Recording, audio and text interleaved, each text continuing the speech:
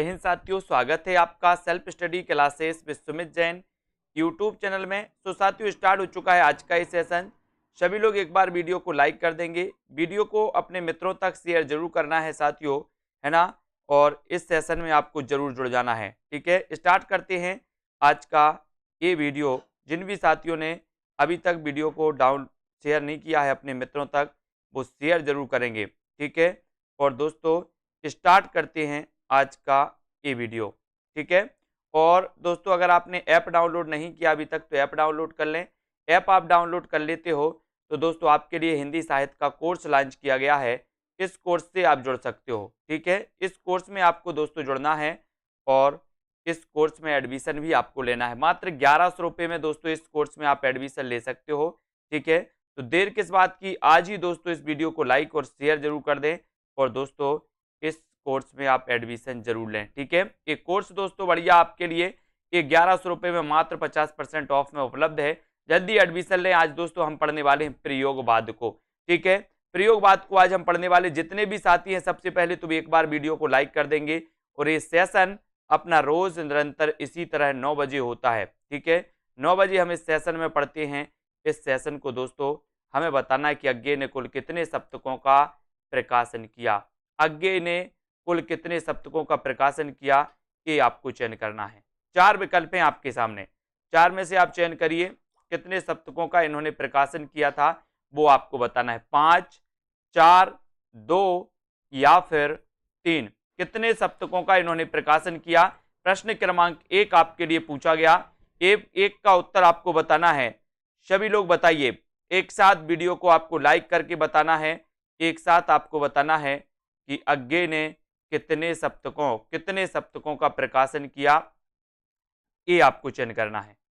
चलिए, तो कितने सप्तकों का इन्होंने प्रकाशन किया था, 5, 4, 3 या फिर 2 सप्तकों का। तो आपने उत्तर बता दिया सर, 4 सप्तकों का इन्होंने प्रकाशन किया था और आपका उत्तर है विकल्प नंबर वी नंबर आपका सही होगा। अज्ञेय ने कुल 4 सप्तकों का प्रकाशन किया था। सप्तक में दोस्तों 7 कवि होते हैं। चारों सप्तक इस प्रकार से हैं। तार सप्तक 1943, दूसरा तार सप्तक 1951, ठीक है। तीसरा तार सप्तक 1959 और चौथा तार सप्तक 1979, ठीक है। इसको आपको याद रखना। अब प्रयोगवाद के प्रवर्तक का नाम आपको लिखना है। प्रयोगवाद के प्रवर्तक कौन माने जाते हैं, लिखिए जल्दी से कमेंट में। प्रयोगवाद के जो प्रवर्तक माने जाते हैं वो कौन माने जाते हैं, इसका उत्तर आपको बताना है। 4 विकल्प हैं और दोस्तों आपका यहां पर बिल्कुल सही हो जाएगा उत्तर। प्रयोगवाद के जो प्रवर्तक माने जाते हैं वो माने जाते कौन, अज्ञेय। अज्ञेय यानी कि आपका जो विकल्प नंबर वी है वो बिल्कुल सही हो जाएगा, ठीक है। अज्ञेय आपका राइट आंसर हो जाएगा, बी नंबर आपका सही हो जाएगा। अगले क्वेश्चन की ओर हम बढ़ेंगे। अगला क्वेश्चन यहां पर प्रयोगवाद के प्रवर्तक अज्ञेय हैं। प्रयोगवाद का आरंभ सन 1943 ईस्वी में सच्चिदानंद हीरानंद बादशाह अज्ञेय के संपादकत्व में प्रकाशित तार सप्तक से माना जाता है, ठीक है। इसको आपको याद रखना है। अब अगला क्वेश्चन है, शमशेर बहादुर सिंह द्वारा लिखित दो आब किस विधा की कृति है। दो आब बताना है, किस विधा की प्रकृति बताना है। ये किस विधा की मानी जाती है दोस्तों, कमेंट में लिखिए आप सभी। शमशेर बहादुर सिंह द्वारा लिखित दो आब किस विधा की कृति है।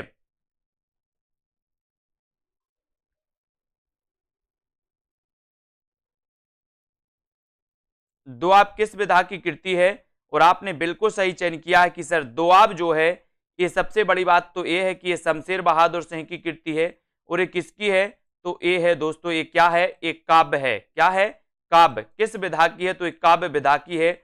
यानी कि आपका उत्तर डी नंबर बिल्कुल सही है। डी नंबर जो आपने बताया वो बिल्कुल सही आंसर है, ठीक है। बढ़ जाते हैं अगले क्वेश्चन की ओर।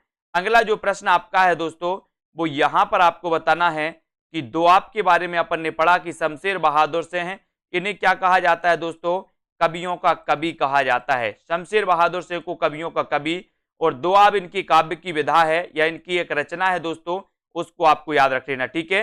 जिन भी साथियों ने अभी तक दोस्तों ऐप डाउनलोड नहीं किया वो ऐप जरूर डाउनलोड करें। और अगला क्वेश्चन आपके लिए बताना है कि जयशंकर प्रसाद की किस कृति की कृतियां किस विकल्प में हैं। विकल्प में आपको चयन करना है।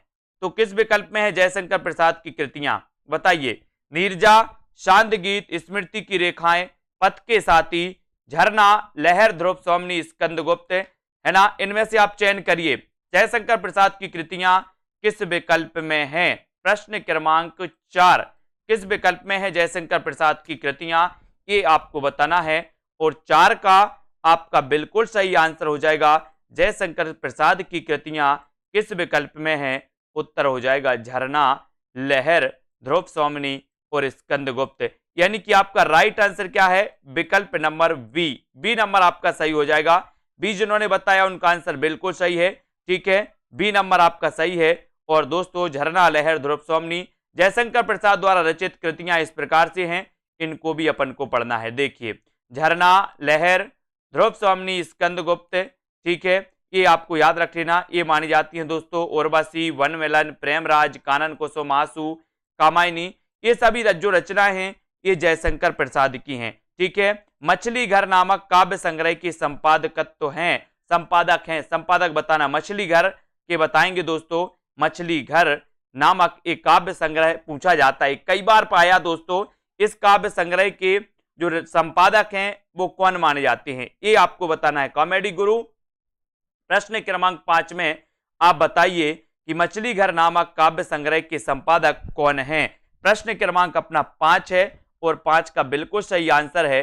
बोले सर मछली घर में विजय देव नारायण शाही, विजय देव नारायण शाही मछली घर में। कहां पर? मछली घर में। और उत्तर आपका बी नंबर बिल्कुल सही है। मछली घर नामक काव्य संग्रह के संपादक विजय देव नारायण शाही हैं, है ना। इनके द्वारा साखी, संवाद तुमसे, जबकि लक्ष्मीकांत वर्मा ने अतुकांत, तीसरा पक्ष, धर्मवीर भारती ने अंधायोग, कनुप्रिया नामक काव्य संग्रहों की क्या किया दोस्तों? संपादन किया। इनका आपको याद रखेंगे। अगला क्वेश्चन है, तार सप्तक काव्य संग्रह का प्रकाशन कब हुआ? तार सप्तक बताना है, तार सप्तक काव्य संग्रह का प्रकाशन कब हुआ? प्रश्न क्रमांक 6, 1939, 1940, 1942 या फिर 1943। तार सप्तक काव्य संग्रह का प्रकाशन कब हुआ बताइए। और आपका तार सप्तक काव्य संग्रह आपसे पूछा गया और तार सप्तक पूछा गया तो उत्तर चला जाता है 1943 ईस्वी। 1943 यानी कि आपका जो डी नंबर है 1943 वो बिल्कुल सही है। ठीक है, डी आपका राइट आंसर हो जाएगा। तार सप्तक काव्य संग्रह का प्रकाशन 1943 ईस्वी में हुआ था और तार सप्तक में 7 कवियों की रचनाएं संग्रहित हैं, है ना। ये कवि कौन थे दोस्तों? एक तो अपन ने इसको याद किया था, तार सप्तक के कवियों को कैसे याद किया था? नेमी मुक्त भारत की, प्रभागिरी, राम की आज्ञा से, है ना। तो नेमी से क्या बनेगा? नेमी चंद्र जैन। मुक्त से क्या बनेगा? मुक्ति बोध। नेमी मुक्त भारत की, तो भारत से क्या बनेगा? भारत भूषण अग्रवाल, है ना। प्रभागिरी तो प्रभाकर माचबे, गिरी से गिरजा कुमार। ठीक है, इनको अपन को याद रख लेना, रामविलास शर्मा। और दोस्तों आज्ञा से तो अज्ञे। ये 7 कवि थे जिनकी रचनाएं दोस्तों तार सप्तक 1943 में प्रकाशित हुई थी, यानी कि ये तार सप्तक के कवि माने जाते हैं। कभी कभी क्वेश्चन आता है कि निम्न में से बताइए कौन सा तार सप्तक का कवि नहीं है।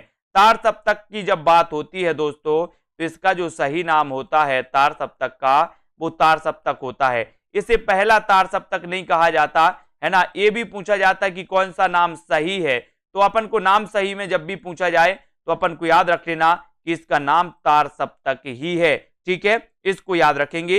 अगला है गजानन माधव मुक्तिबोध। गजानन माधव मुक्तिबोध की रचना चांद का मोह टेढ़ा में कौन सी कविता संकलित नहीं है? चांद का मोह टेढ़ा आपको पता है, ये गजानन मुक्तिबोध। मैंने आपको बताया था कि जब व्यक्ति की मुक्ति हो जाती है तो उसका मुंह कैसा हो जाता है? टेढ़ा, टेढ़ा हो जाता है। बोले मेरे चांद का मोह टेढ़ा हो गया, है ना। तो मुक्ति हो जाती, जब तो मुक्ति हो जाती, इसको याद रखना है। और गजानन माधव मुक्तिबोध चांद का मोह टेढ़ा में कौन सी कविता संकलित नहीं है पूछा, तो नहीं है में दोस्तों ये आपका उत्तर हो जाएगा कौन सा? जन्मदिन की धूप में। बाकी भूल गलती, एक स्वप्न कथा, ब्रह्म राक्षस, ये कविताएं संकलित हैं, इसको याद रखेंगे। अगले क्वेश्चन की ओर हम बढ़ेंगे कि जन्मदिन की धूप में कविता गजानन माधव मुक्तिबोध की रचना चांद का मोह टेढ़ा में संकलित नहीं है, जन्म की धूप में, है ना। ये गजानन माधव मुक्तिबोध की, इसको याद रखो। अगला क्वेश्चन आपको बताना कि कौन सा रचनाकार तार सप्तक में सम्मिलित नहीं है। कौन सा रचनाकार तार सप्तक में सम्मिलित नहीं है, ये आपको बताना है, ये आपको चयन करना है। बताइए कौन सा रचनाकार है जो तार सप्तक में सम्मिलित नहीं माना जाता। आपको कमेंट में इसका उत्तर लिखना है, लिखिए कौन सा रचनाकार नहीं माना जाता तार सप्तक में।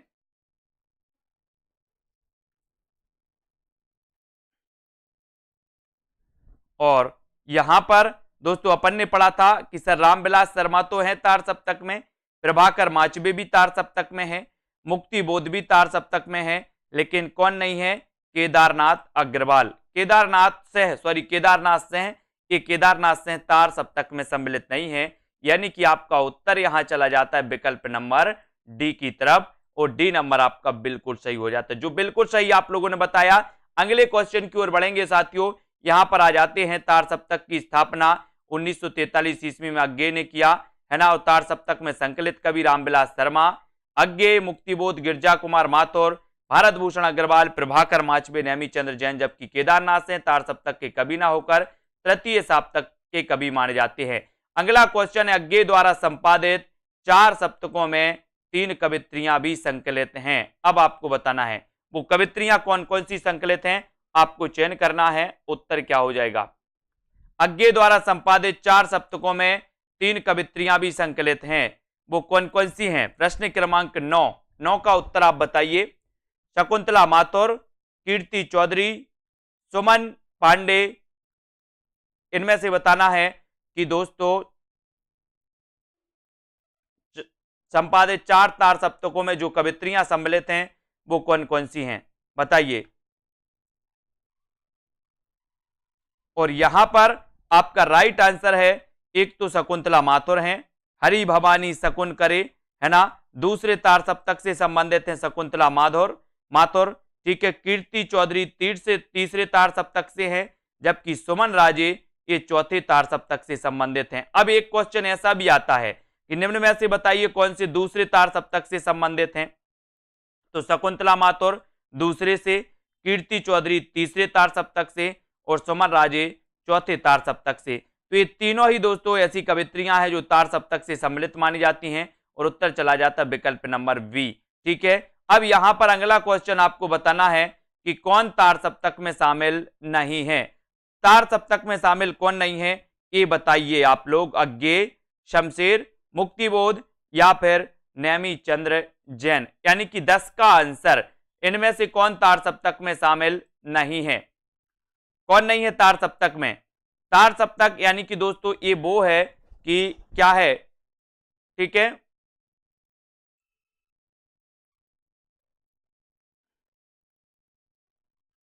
इसको याद रख लेना, इनमें से कौन तार सप्तक में शामिल नहीं, ये आपसे पूछा गया, उत्तर चला जाता है शमशेर बहादुर, ये तार सप्तक में शामिल नहीं थे। ये क्वेश्चन हमेशा पूछा जाता है। मैंने कई बार आपको ट्रिक बताया कि अगर प्रथम तार सप्तक को याद करना तो ये ट्रिक याद कर लेना, नेमी मुक्त भारत की प्रभागिरी राम की आज्ञा से। अगर दोस्तों आपको क्या करना है, अगर आपको याद करना है क्या, सेकंड यानी कि दूसरे तार सप्तक का याद करना है, तो आप याद कर लेना, हरि भवानी शकुन करे, शेर नरे रघु धर्म करे, है ना। तो अज्ञे द्वारा 1943 में 7 कवियों का एक मंडल बनाया गया और तार सप्तक का संकलन कर एवं संपादन किया, इनको याद रखेंगे, ठीक है। अगले क्वेश्चन की ओर हम बढ़ते हैं दोस्तों। अगला क्वेश्चन आपको बताना है कि प्रयोगवाद को सर्वाधिक प्रभावित किया तो किसने किया। प्रयोगवाद को सर्वाधिक प्रभावित किसने किया, ये आपको बताना है, बताइए। चयन करिए, इसका सही उत्तर क्या हो जाएगा वो आपको बताना है। प्रयोगवाद को सर्वाधिक किसने प्रभावित किया, ये आपको उत्तर बताना है। और उत्तर आपका यहां पर राइट आंसर मार्क्सवाद ने, अस्तित्ववाद ने, प्रगतिवाद ने या फिर छायावाद ने। प्रयोगवाद जो दोस्तों 1943 में स्टार्ट होता है ना। और प्रयोगवाद, सबसे पहले प्रयोगवाद शब्द का जो प्रयोग किया था वो नंद दुलारे वाजपेयी ने किया था, ये भी पता है आपको, है ना।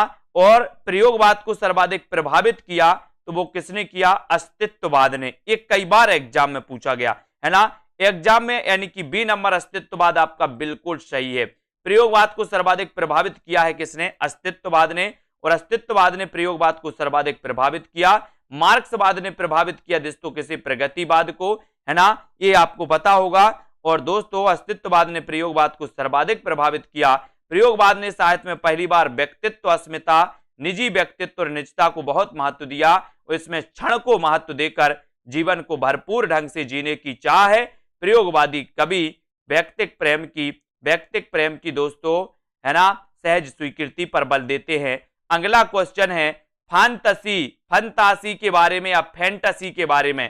फैंटेसी बोलते ना अपन, फैंटेसी के बारे में आपको बताना है दोस्तों। फैंटेसी के बारे में आप बताइए। इसमें से ये 4 विकल्प है हमारे सामने कि फंतासी के बारे में कौन सा वक्तव्य सही नहीं है। बताइए फैंटेसी के बारे में सही नहीं है तो क्या नहीं है।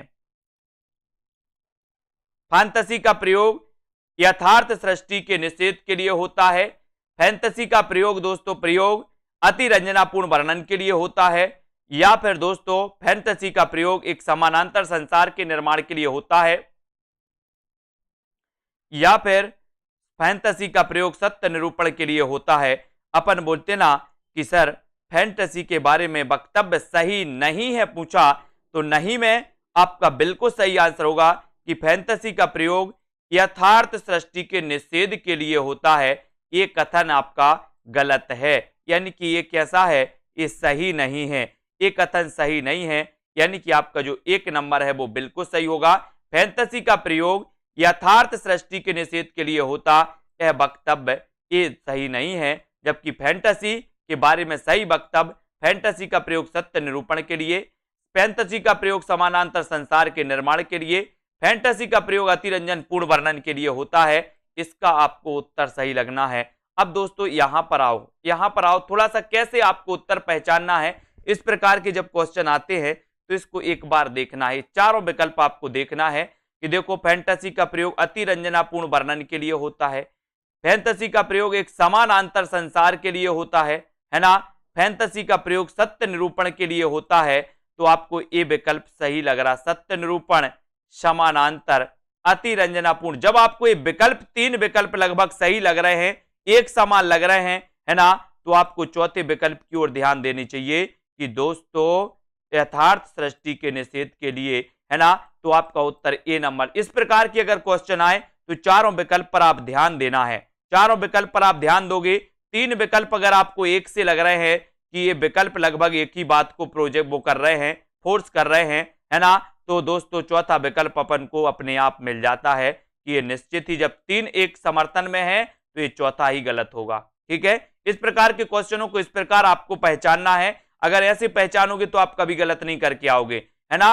अब यहां पर आते मुक्तिबोध की किस प्रकार को प्रतिबंधित, किस पुस्तक को प्रतिबंधित किया गया। प्रश्न क्रमांक 13 का आंसर आपको बताना है कि मुक्तिबोध की किस पुस्तक को प्रतिबंधित किया गया था। विपात्र को, एक साहित्यिक की डायरी को, या फिर चांद का मोह टेढ़ा, या भारत इतिहास और संस्कृति को।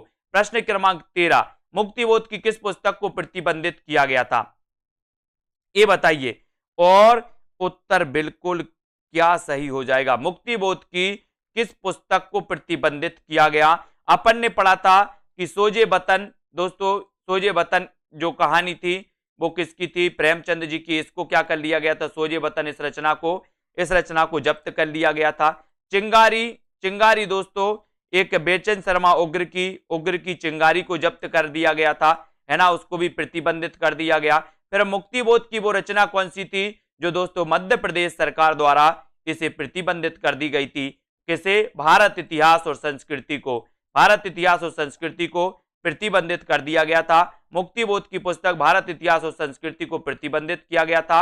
उल्लेखनीय है कि मध्य प्रदेश शासन द्वारा भद्रता, नैतिकता के विरुद्ध ठहराई गई इस पुस्तक पर वो मध्य प्रदेश न्यायालय ने मुकदमा चला था, जिसका निर्णय या इसके 10 आपत्तिजनक अंशों को हटाकर इसे पुनः प्रकाशित किया जा सकता है। इस पुस्तक की भूमिका में मुक्तिबोध ने लिखा है कि यह इतिहास की पुस्तक नहीं है, इस अर्थ में कि सामान्यतः इतिहास में राजाओं, युद्धों, राजनीतिक उलटफेरों का जैसा विवरण रहता है वैसा इसमें नहीं है। युद्धों और राजवंशों के विवरण में न अटक कर मैंने अपने समाज और उसकी संस्कृति के विकास पथ पर अंकित किया है। इस प्रकार से तो मुक्तिबोध की दोस्तों ये रचना, इसको याद रख लेना, भारत इतिहास और संस्कृति, इसको अपन को याद रख लेना। अगला क्वेश्चन है प्रियमबद्ध। आपका अगला क्वेश्चन है प्रियमबद्ध निम्न में से किस कविता से संबंधित हैं। प्रियमबद्ध बताना है। तो किससे संबंधित हैं? बताइए, प्रियंबद किससे संबंधित है? 4 विकल्प हैं, 4 में से दोस्तों आपको चयन करना है। सही उत्तर क्या हो जाएगा? प्रश्न क्रमांक 14, प्रियंबद निम्न में से किस कविता से संबंधित है? ये आपको याद रख लेना है और उत्तर क्या हो जाएगा? उत्तर क्या हो जाएगा? उत्तर हो जाएगा असाध्य वीणा। क्या हो जाएगा? असाध्य वीणा आपका सही उत्तर हो जाएगा। बोले सर असाध्य वीणा, ये आद्य वीणा लिखा है, ये असाध्य वीणा है ना? बी नंबर सही है। ये दोस्तों प्रियंबद इनसे संबंधित है, असाध्य वीणा से संबंधित हैं। अज्ञेय द्वारा रचित असाध्य वीणा का पात्र है प्रियंबद, है ना? अज्ञेय की अन्य कविताओं में दोस्तों कितनी नाव में कितनी बार, आंगन के पार द्वार, इंद्रधनुष रौंदे हुए, इनको याद रख लेना है। और कितनी नाव में कितनी बार के लिए इन्हें कुछ पुरस्कार भी मिला है, वो आप लोग बताते हैं। बताइए, कितनी नाव में कितनी बार के लिए कौन सा पुरस्कार मिला है? प्रयोग अपने आप में इष्ट नहीं है, वरन वह साधन है। यह कथन किस बात से संबंधित है? बताइए। सभी लोग लाइक जरूर कर देना। और दोस्तों जिन भी साथियों ने अभी तक ऐप डाउनलोड नहीं किया है ना, तो प्ले स्टोर में आप सर्च कर लेना। प्ले स्टोर में आपको सर्च करना है सेल्फ स्टडी क्लासेस, है ना? आप सेल्फ स्टडी क्लासेस सर्च करते हो दोस्तों, तो आपको ये सारी की सारी मटेरियल मिल जाता है। प्रयोग अपने आप में इष्ट नहीं है, वरन वह साधन है। ये कथन किस बात से संबंधित है? उत्तर चला जाता है प्रयोगवाद से। किससे संबंधित है? प्रयोगवाद से संबंधित है। और डी नंबर आपका बिल्कुल सही है, डी सही है। उक्त कथन प्रयोगवाद से संबंधित है। और ये कथन अज्ञेय जी का, अज्ञेय जी ने कहा था दोस्तों। और अगर एक कभी क्वेश्चन आ जाए आपसे कि प्रयोगवाद का सबसे ज्यादा विरोध किसने किया, तब भी आपका उत्तर क्या हो जाएगा? अज्ञेय। और अगर क्वेश्चन आ जाएगी प्रयोगवाद के प्रवर्तक कौन थे, तब भी आपका उत्तर क्या हो जाएगा? अज्ञेय, है ना? और दोस्तों दूसरा तार सप्तक की भूमिका में इन्होंने लिखा था कि प्रयोगवाद का आरंभ सन 1943 में सच्चिदानंद हीरानंद बादशाह अज्ञेय के संपादकत्व में प्रकाशित तार सप्तक से माना जाता है। और तार सप्तक में 7 कवि संग्रहित थे। कौन कौन से? हरि भवानी, भारत नैमी मुक्त भारत की, प्रभागिरी, राम की आज्ञा से, है ना? तो अज्ञेय, रामविलास शर्मा, मुक्तिबोध, प्रभाकर माचवे, नैमी चंद्र जैन, गिरजा कुमार माथुर और भारत भूषण अग्रवाल। ठीक है, अगला क्वेश्चन है एक दूसरे से भिन्न भिन्न नए विचारों एवं रचना शैलियों के जो 7 कवि प्रयोगवाद के कवि के रूप में प्रसिद्ध हुए, उनकी कविताओं के संग्रह का सही नाम क्या था? लो बताइए, सही नाम क्या था? इतना सरल क्वेश्चन, आपका उत्तर हो जाएगा तो क्या हो जाएगा? बिल्कुल विरोधी भी थे और प्रवर्तक भी ये थे। ये प्रयोगवाद जो नाम दिया था नंद दुलारी वाजपेयी ने, उसके विरोधी थे प्रयोगवाद के। काय के? प्रयोगवाद के। उन्होंने कहा था कि ये प्रयोग का कोई बाद नहीं है, प्रयोग का कोई बाद नहीं है ना? और दोस्तों इसका उत्तर आपका डी नंबर सही है, तार सप्तक, है ना? एक दूसरे, यहां अपन ने ये पढ़ा था ना, ये कि प्रयोग अपने आप में इष्ट नहीं है, वरन वह साधन है। वह कथन किस बात से संबंधित है? प्रयोगवाद से संबंधित है। और दोस्तों इसके बाद इन्होंने ये कहा था कि प्रयोगवाद दोस्तों कोई प्रयोग का बाद नहीं है ना? इस प्रकार से इन्होंने एक कथन कहा था अज्ञेय जी ने। और प्रयोगवाद का सबसे ज्यादा विरोध भी इन्होंने किया था।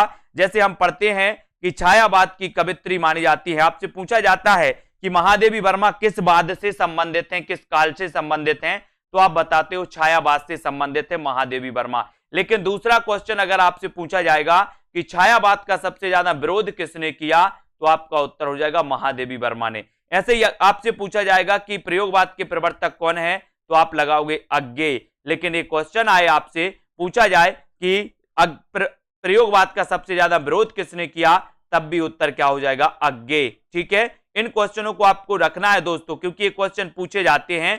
क्यों पूछे जाते हैं? क्योंकि ये कंफ्यूजन वाले होते हैं, है ना? अब ये कोई नहीं सोचेगा, जिसको नहीं पता वो ये नहीं सोचेगा कि यार जो व्यक्ति प्रयोगवाद का प्रवर्तक है वो प्रयोगवाद का विरोध क्यों करेगा, जो कवित्री छायावाद की है वो छायावाद का विरोध क्यों करेगा, है ना?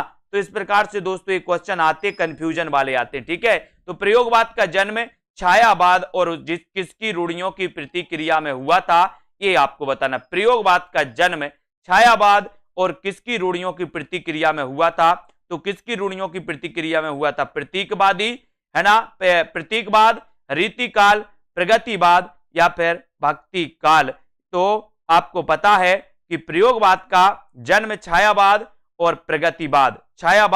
प्रगतिवाद की रूढ़ियों के विरोध प्रतिक्रिया स्वरूप हुआ था, यानी कि आपका उत्तर सी नंबर। अब आपसे कभी कभी क्वेश्चन आता है कि प्रगतिवाद किस से प्रभावित है, तो अपन ने पढ़ा था कि सर ये मार्क्सवाद से प्रभावित है, मार्क्सवाद से प्रभावित माना जाता है। आपसे कहा जाता है कि राजनीति के क्षेत्र में जो साम्यवाद है, राजनीति के क्षेत्र में जो साम्यवाद है, साहित्य के क्षेत्र में वो प्रगतिवाद है ना। तो याद रख लेना, प्रयोगवाद का जन्म छायावाद और प्रगतिवाद की रूढ़ियों से माना जाता है, इसको याद रख लेना। दोस्तों ये कालखंड है 1918 से 36 से लेकर के क्या माना जाता है, छायावाद, 36 से 43 माना जाता है प्रगतिवाद, और 43 से दोस्तों ये माना जाता है कौन सा, प्रयोगवाद। इसको अपन याद रखेंगे। भवानी प्रसाद मिश्र की कविताएं किस सप्तक में हैं, भवानी प्रसाद मिश्र की आपको चयन करना है किस सप्तक में है, पहले सप्तक में है, दूसरे सप्तक, तीसरे सप्तक या फिर चौथे सप्तक में मानी जाती है। भवानी प्रसाद मिश्र की कविताएं आपको चयन करनी है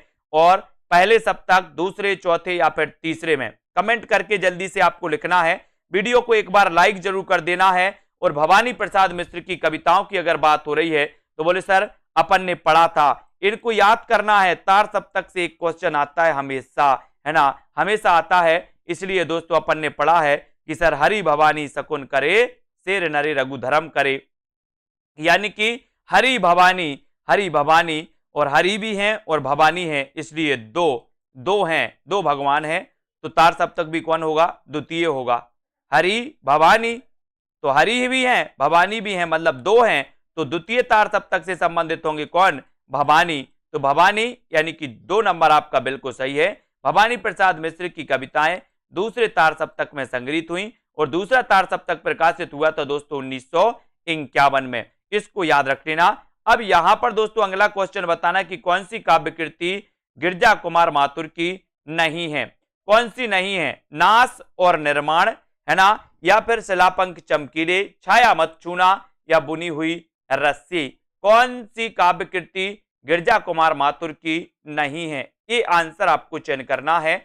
उत्तर आपका क्या हो जाएगा, उत्तर आपका 19 का बताना है कि कौन सी काव्य कृति गिरजा कुमार माथुर की नहीं है। और नहीं है पूछा है तो नाश और निर्माण तो है, शिलापंख चमकीले है, छाया मत छूना ये भी है, लेकिन कौन सी नहीं है, बुनी हुई रस्सी, है ना, बुनी हुई रस्सी। इसको आपको याद रख लेना है। और दोस्तों ये डी नंबर आपका, डी नंबर बिल्कुल सही है। बुनी हुई रस्सी गिरजा कुमार माथुर की नहीं है, यह कृति भवानी प्रसाद मिश्र की है।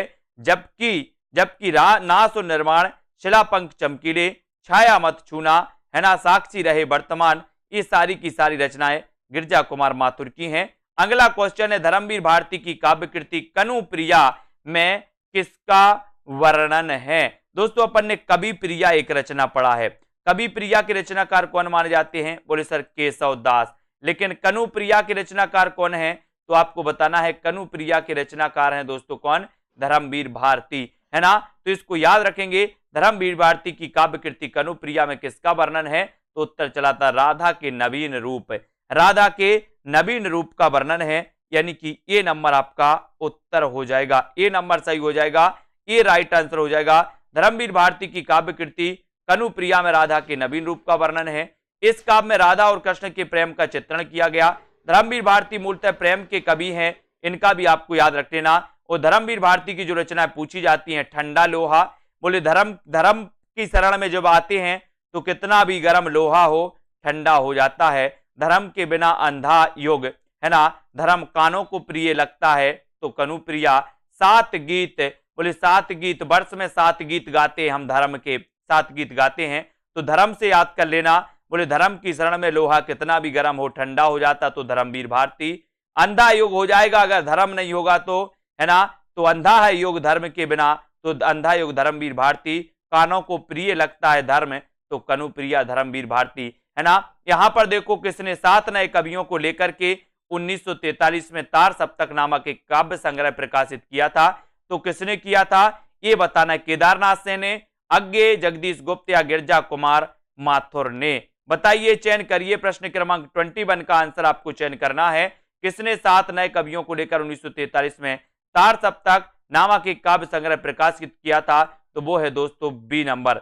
बी आपका बिल्कुल सही हो जाएगा, अज्ञेय आपका राइट आंसर हो जाएगा। अज्ञेय ने किया था और बी आपका सही है ना। सच्चिदानंद हीरानंद बादशाह अज्ञेय ने 7 नए कवियों को लेकर 1943 में तार सप्तक नामक एक काव्य संग्रह प्रकाशित किया और अज्ञेय जी ने इन कवियों को राहों का अन्वेषी कहा। एक क्वेश्चन भी आता है कि तार सप्तक के कवियों को क्या कहा जाता है, तो इन्हें कहा जाता है राहों का अन्वेषी, है ना। और दोस्तों अज्ञेय जी ने 1951 ईस्वी में दूसरा तार सप्तक, 79 में तीसरा, 59 में तीसरा और 79 में चौथा। ठीक है, तो इस प्रकार से कुल मिला के कितने तार सप्तकों का प्रकाशन हुआ? 4 तार सप्तकों का। ठीक है, 4 तार सप्तक आप याद रखेंगे। यहां पर असाध्य वीणा कविता के रचनाकार का नाम आपको बताना है। असाध्य वीणा कविता के रचनाकार कौन है बताइए? धर्मवीर भारती हैं, केदारनाथ अग्रवाल, भवानी प्रसाद मिश्र या फिर सच्चिदानंद हीरानंद बादशाह अज्ञेय। तो 22 असाध्य वीणा कविता के रचनाकार कौन माने जाते हैं? चयन करिए सभी लोग, असाध्य वीणा के रचनाकार कौन माने जाते हैं? उत्तर क्या हो जाएगा? प्रश्न क्रमांक 22 और 22 का आंसर क्या हो जाएगा आपका? असाध्य वीणा कविता के रचनाकार का नाम, और उत्तर चला जाता है सच्चिदानंद हीरानंद बादशाह अज्ञेय। सच्चिदानंद हीरानंद बादशाह अज्ञेय, और डी नंबर आपका बिल्कुल सही है। ठीक है, असाध्य वीणा कविता के रचनाकार सच्चिदानंद हीरानंद बादशाह अज्ञेय हैं। इनकी अन्य कविताएं कलगी बाजरे की, है ना, सांप नदी के दीप, हरी घास पर क्षण भर, जितना तुम्हारा सच, ठीक है, शब्द और सत्य, ए दीप अकेला, सोन मछली, कमल के फूल, सतपुड़ा के जंगल, है ना। इनको आपको याद रख लेना है दोस्तों। और वाणी की दीनता और ये गीत फरोश, इसको भी याद रख लेना। ये भवानी प्रसाद मिश्र की रचना है, सतपुड़ा के जंगल आदि। ठीक है, हमें प्रयोगवादी कहना उतना ही सार्थक या निरर्थक है जितना हमें कवितावादी कहना, है ना। उक्त कथन किसका है? उक्त कथन आपको बताना है, कथन किसका है, ये कथन आपको चयन करना है। जल्दी से चयन करिए, ये कथन किसका माना जाता है? हमें प्रयोगवादी कहना उतना ही सार्थक या फिर निरर्थक है, बताइए। क्वेश्चन इसका सही क्या उत्तर हो जाएगा?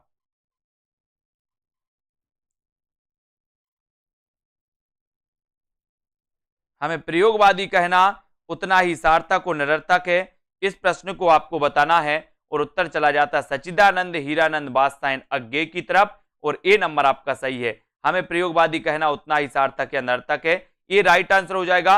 अगला क्वेश्चन आपको बताना है, यहां पर कविता में कहने की आदत नहीं पर कह दूं, कविता में कहने की आदत नहीं पर कह दूं, वर्तमान समाज में मैं चल नहीं सकता, पूंजी से जुड़ा हुआ हृदय बदल नहीं सकता। ये बताना है दोस्तों आपको कि ये पंक्ति किस कवि की है। कविता में कहने की आदत नहीं पर कह दूं, वर्तमान समय में चल नहीं सकता, पूंजी से जुड़ा हुआ हृदय बदल नहीं सकता। ये पंक्तियां किस कवि की मानी जाती हैं? ये बताइए, सभी लोग बताइए, सभी का आंसर क्या हो जाएगा? 24 का आंसर। और दोस्तों ये जो पंक्ति है, ये पंक्ति मानी जाती है, ये पंक्ति मानी जाती है ना, किसकी मानी जाती है? मुक्ति बोध की। मुक्ति बोध यानी आपका बी नंबर मुक्ति बोध बिल्कुल सही है। उपर्युक्त पंक्ति प्रयोगवादी कवि मुक्ति बोध की है ना। और इनके द्वारा रचित एक अन्य पंक्ति है दोस्तों, अब अभिव्यक्ति के सारे खतरे उठाने ही होंगे, तोड़ने होंगे मठ और गढ़ सभी। ये उक्ति भी दोस्तों मुक्ति बोध की कई बार पूछी गई है। ठीक है, कौन सा काव्य संग्रह सच्चिदानंद हीरानंद बादशाह अज्ञेय का नहीं है? कौन सा काव्य संग्रह नहीं है? हरी घास पर छरबड़, है ना, इंद्रधनुष रौंदे हुए, इत्यलम और भूरी भूरी खाक धूल। कौन सा काव्य संग्रह सच्चिदानंद हीरानंद बादशाह अज्ञेय का नहीं है? ये क्वेश्चन आपको बताना है, प्रश्न क्रमांक 25 का। तो 25 में आपका बिल्कुल सही है, काव्य संग्रह सच्चिदानंद हीरानंद बादशाह अज्ञेय का नहीं है, तो वो कौन सा नहीं है? भूरी भूरी खाक धूल। भूरी भूरी खाक धूल यानी कि आपका बी बिल्कुल सही है। भूरी भूरी खाक धूल सच्चिदानंद हीरानंद बादशाह अज्ञेय का काव्य संग्रह नहीं है, बल्कि गजानन माधव मुक्तिबोध का काव्य संग्रह है। शेष सभी हरी घास पर क्षण भर 1949, है ना। इंद्रधनुष रौंदे हुए थे 1957, इतलाम 1900 दोस्तों ये 46 अज्ञेय के काव्य संग्रह माने जाते हैं, है ना। इसको आपको याद रख लेना। भग्नदूत, चिंता, बाबरा हेरी, है ना, ये सारी की सारी रचनाएं अज्ञेय की आपको पढ़ना है। फिर अगले क्वेश्चन की ओर बढ़ेंगे हम। अगला क्वेश्चन आपको बताना है कि कुंवर नारायण का काव्य संग्रह है तो कौन सा है। कुंवर नारायण का काव्य संग्रह कौन सा है, ये आपको चयन करना है। चयन करिए सभी लोग, वीडियो को लाइक जरूर करते रहिए। और जिन भी साथियों ने अभी तक ऐप डाउनलोड नहीं किया, सेल्फ स्टडी क्लासेस का बढ़िया मौका है पंजाब मास्टर कैडर वालों के लिए, जूनियर टेट एग्जाम वालों के लिए दोस्तों संपूर्ण कोर्स आपके लिए उपलब्ध है। प्लस ट्रिकी वीडियो है ना, प्लस टेस्ट, प्लस विस्तृत अध्ययन, व्याकरण और दोस्तों लाइव क्लास है, सारी चीजें आपको वहां पर उपलब्ध हैं ऐप पर। तो ये कोर्स मात्र आपके लिए लॉन्च किया गया 1100 रुपए में। आपको 5000 10,000 की जरूरत नहीं है। आप 5000 10,000 नहीं, इस कोर्स में आप 1 साल तक पूरा वैलिड रहेगा ये कोर्स। 100 रुपए महीने भी आपको इस कोर्स में नहीं लग रहे, है ना। तो आप दोस्तों इस कोर्स को एडमिशन ले सकते हैं, अपनी तैयारी कर सकते हैं। और हाशिए का गवाह है यानी कि डी नंबर, कुंवर नारायण का काव्य संग्रह है, हाशिए का गवाह है और डी नंबर की तरफ आपका उत्तर चला जाता है। ठीक है, अगले क्वेश्चन की ओर बढ़ेंगे। अगला क्वेश्चन यहां पर अपन को थोड़ा सा इन रचनाओं को पढ़ना है, कवि और उनके काव्य संग्रह पढ़ेंगे। तो कुंवर नारायण के पढ़े पहले, है ना। इनको देखें दोस्तों, चक्रव्यूह, आत्मजयी, परिवेश, हम तुम, है ना, कोई दूसरा नहीं, इन दिनों, बाज श्रवा के बहाने, हाशिए का गवाह है, ये कुंवर नारायण की हैं दोस्तों, है ना। अब ये याद रख लेना, ये आत्मजयी कई बार पूछा गया, ये बाज श्रवा के बहाने कई बार पूछा गया, है ना, चक्रव्यूह भी पूछी गई। इन रचनाओं को, इन काव्य संग्रहों को याद रखना है। विजय देव नारायण शाही की बात करें तो साखी, है ना, साखी, मछली घर, संवाद तुमसे, मछली घर, संवाद तुमसे, ये भी आपको याद रख लेना। मछली घर कई बार पूछा गया। नरेश मेहता, बन पाखी सुनो, बोलने दो चीड़ को, बोलने दो चीड़ को, मेरा समर्पित एकांत, है ना, चैत्या उत्सवा, संशय की एक रात, है ना, नरेश मेहता, महाप्रस्थान, प्रभात पर्व, सबरी आख्या, प्रार्थना पुरुष। इनमें से सबसे ज्यादा जो पूछी गई, बोलने दो चीड़ को, ये भी पूछी गई, है ना। और दोस्तों संशय की रात कई बार इनकी रचना पूछी गई। और बन पाखी सुनो, ये रचना भी नरेश मेहता की कई बार पूछी गई। ठीक है, इसको आपको याद रख लेना है, इसको दोस्तों उत्तर करना है। ठीक है, अब यहां पर देखो, गिरजा कुमार माथुर, मंजीर, नाश और निर्माण, धूप के धान, शिलापंख चमकीले, है ना दोस्तों, इनको आपको बताना है कि गिरजा कुमार की रचनाएं मानी जाती है। ठीक है, अगला क्वेश्चन आपको बताना है उत्तर क्या हुआ।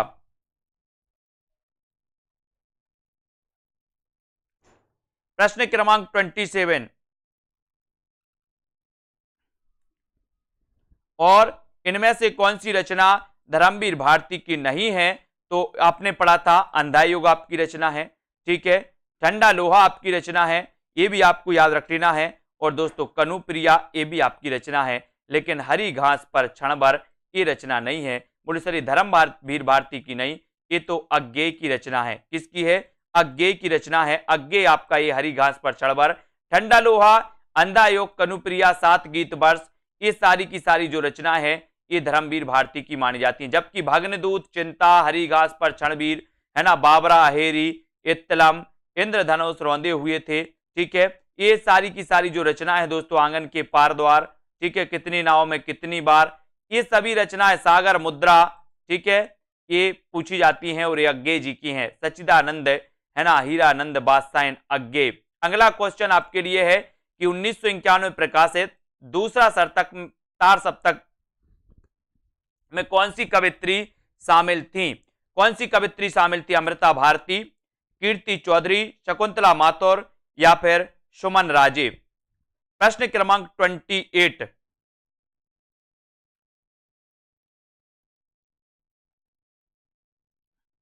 इसको अनीता यादव जी कॉल कर लेना, कॉल, है ना, ये नंबर चल रहा है, कॉल कीजिए। सन 1951 में प्रकाशित दूसरा सप्तक में कौन सी कवित्री शामिल थी, ये आपको बताना है। ये आपका राइट आंसर हो जाएगा शकुंतला माथुर, यानी कि सी नंबर, सी आपका बिल्कुल सही है। ठीक है, दूसरे सप्तक से संबंधित थी। अपन ने पढ़ा था हरि भवानी शकुन करे, शकुन से क्या बना था, शकुंतला माथुर। और ये किस सप्तक से थी, दूसरे तार सप्तक से थी। ठीक है, तो आपका सी नंबर सही है। 1951 में प्रकाशित दूसरा सप्तक के संपादक अज्ञेय हैं, है ना। सप्तक के अंतर्गत 7 कवियों को शामिल किया गया और दूसरे सप्तक में संकलित कवि हैं शमशेर बहादुर सिंह, भवानी प्रसाद मिश्र, शकुंतला मातुल, हरिनारायण व्यास, नरेश मेहता, धर्मवीर भारती ये मानी जाती हैं। और रघुवीर सहाय की कृतियों का प्रकाशन वर्ष के अनुसार सही अनुक्रम बताना है। तो दोस्तों ये अपन यहाँ पर एक चीज इनको देख लेते हैं, इनको पढ़ लेते हैं रघुवीर सहाय के बारे में। इनको यहाँ पर सीधा सीधा पढ़ेंगे कि रघुवीर सहाय की रचना का यथाक्रम देखें तो सीढ़ियों पर धूप में, आत्महत्या के विरुद्ध, हंसो हंसो जल्दी हंसो, लोग भूल गए हैं, कुछ पते कुछ चिट्ठियां, एक समय था। अब दोस्तों आपको पता होगा कि रघुवीर सहाय की ये रचना सबसे ज्यादा पूछी जाती है, आत्महत्या के विरुद्ध रघुवीर सहाय, है ना। फिर यहां पर पूछी जाती है, ठीक है, ये आपसे पूछा जाता है कि हंसो हंसो जल्दी हंसो, लोग भूल गए हैं, कुछ पते कुछ चिट्ठियां, एक समय था। ठीक है, तो इनको दोस्तों आपसे पूछी जाती है कि रचनाएं किसकी हैं, ये रघुवीर सहाय की रचना है। ठीक है, और घोर अहमनिष्ठ व्यक्तिवाद किस काव्यधारा की प्रवृत्ति है, ये उत्तर आपको कमेंट में लिखना है। आज उत्तर आपको कमेंट में लिखना है, इसका उत्तर सभी लोग कमेंट में लिखेंगे। आज का ये आपका चैलेंज प्रश्न है। ठीक है, अब दोस्तों जिन भी साथियों को एडमिशन लेना है ये कोर्स में, आज ही सेल्फ स्टडी क्लासेस, ये सेल्फ स्टडी क्लासेस ऐप है, इसको आप डाउनलोड करिए, है ना। और दोस्तों आप पढ़िए, निरंतर अध्ययन करिए, और दोस्तों बढ़िया तरीके से आपको मजा भी आएगा। सारी चीजें दोस्तों यहाँ पर बहुत ही व्यवस्थित रूप से आपको उपलब्ध कराई जाती हैं, है ना। और जिन भी साथियों ने आज, अनीता जी, जिन भी साथियों ने आज एडमिशन लिया है अभी, वो कॉल कर लेना, है ना। व्हाट्सएप पर आप दोस्तों क्या कर लेना, ठीक है, सब लोग क्या करना है आपको कि जिन भी साथियों ने आज एडमिशन लिया है वो व्हाट्सएप पर मैसेज करना, कैसे आपको कोर्स मिलेगा उसको पूरा व्यवस्थित आपको समझाया जाएगा। ठीक है, कैसे आपको लाइव क्लास अटेंड करनी है, कैसे आपको दोस्तों रिकॉर्डेड कोर्स देखना है, ट्रिकी वीडियो देखना है, टेस्ट लगाना है, ये सारी चीजें आपको समझाई जाएंगी। ठीक है, तो जो भी साथी, जिन भी साथियों ने 10-12 साथी जितने भी हैं आज एडमिशन जिन्होंने लिया है, वो सभी साथी दोस्तों आप व्हाट्सएप पर आइए, व्हाट्सएप पर दोस्तों ग्रुप में जुड़िए और आप मुझे बताइए कि हमने एडमिशन ले लिया है। ठीक है, तो वीडियो को सभी लोग लाइक जरूर करेंगे। जिन भी साथियों को एडमिशन लेना है वो भी एडमिशन ले सकते हैं। और दोस्तों निरंतर इस क्लास में आप जुड़े रहें। रात्रि 10 बजे एग्जाम पार में भी दोस्तों एक क्लास चलती है, उस क्लास से भी आप जुड़े रहें। ठीक है, और वीडियो को लाइक और शेयर अवश्य करें। ठीक है, तो आज के इस वीडियो के लिए बस इतना ही साथियों, धन्यवाद, जय हिंद।